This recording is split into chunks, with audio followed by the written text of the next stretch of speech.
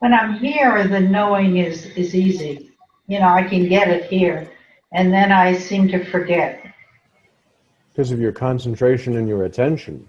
Right now, you're concentrating on your selfless self and hearing from that sense of selfless self. As you start to have your daily activities, there's a layer of mind and thought that's sort of not covering, but there's a layer of mind and thought. And if those ideas and thoughts are believed in, then that layer grows stronger, because with every thought believed in comes a lot of little baby thoughts.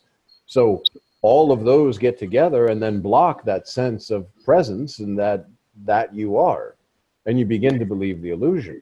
It's very easy to be drawn back into the illusion. And like Maharaj says, you know, money, publicity, sex, power, all these things, they're constantly vying for your attention. And you just have to know it's illusion.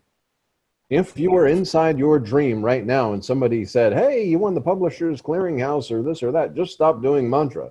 But you know it's inside the dream and it absolutely doesn't matter. And the idea is that you want to wake up from the dream and know yourself in a real sense.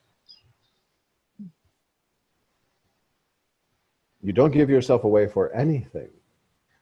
Doorbell rings, you can go answer the doorbell very nicely.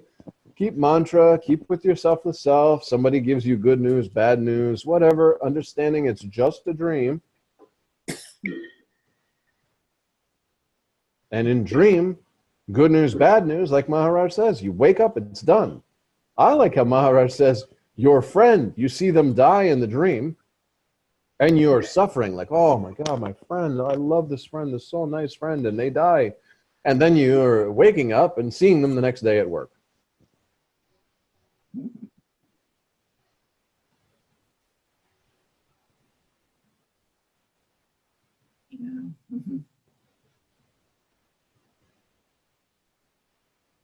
And treating this waking state as if it is a dream, because it is.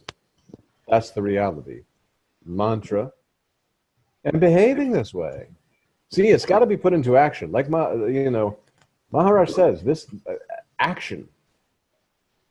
And the only action that you can do is what's right in front of you right now, stepping forward fearlessly, and then he takes the next step.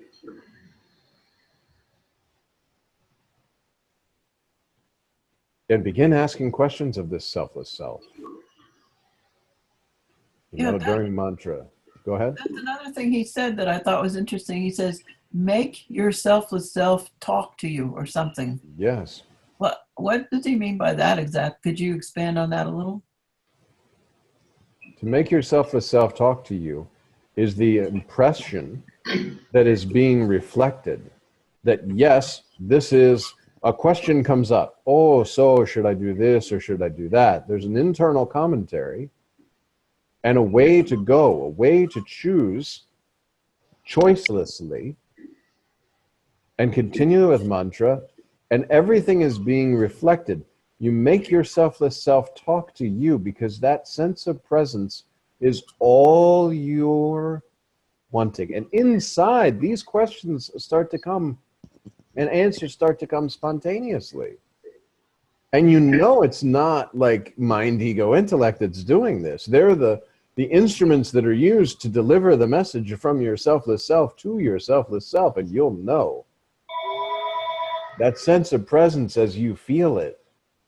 You're a selfless self, because right now, in conversation, ask a question, answer, talk, this and this. It's a two-way dialogue with your own selfless self. Make your inner master talk with you.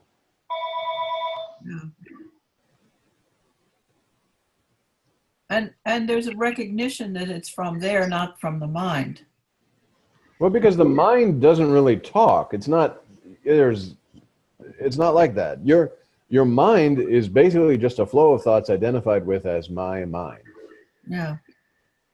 When you're thinking a thought into action, then you're perceiving this concept of a thinker, and that the thought is related to me. There's the idea of a thinker, and that's the me that I'm relating myself to. Thoughts are just flowing in nature. Good thoughts come, bad thoughts come. What thoughts to accept and what thoughts not to accept is up to you. And in the moment, you accept the thought. Oh, I'm thirsty. Okay, I'll have some water. Or, oh, next month is going to be a short check or what. See, that's a psychological type thing of looking into the future and trying to progress and protect and all this. The idea is that everything appears upon your spontaneous presence, so you'll know. Like you can even be like, okay, thank you, master. Okay, what to do, master? Oh, I don't know. And then mantra. See, that's pretty cool too. I've used this before where it's like, okay, I'm not sure what to do.